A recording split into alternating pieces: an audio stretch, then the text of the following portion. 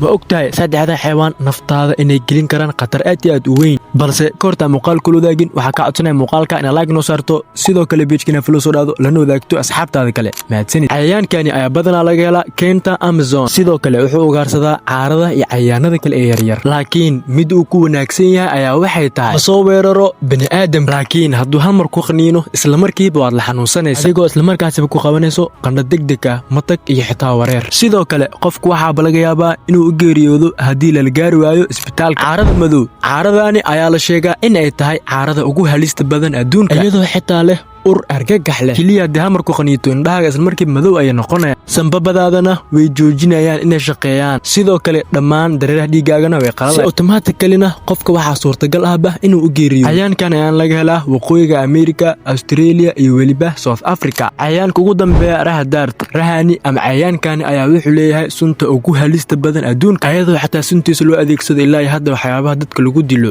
rahani ayaa sidoo kale wuxuu leeyahay kalaras qurux badan oo kala duwan isagoo weliba kuwanda sarcaadaya quruxdiisa iyo kalaradiisa balse hal mar oo kaliya hadduu ku qaniino waxaad ku waayaysaa naftaada haddaba adiga weli ma aragtay mid ka mid ah cayayaanada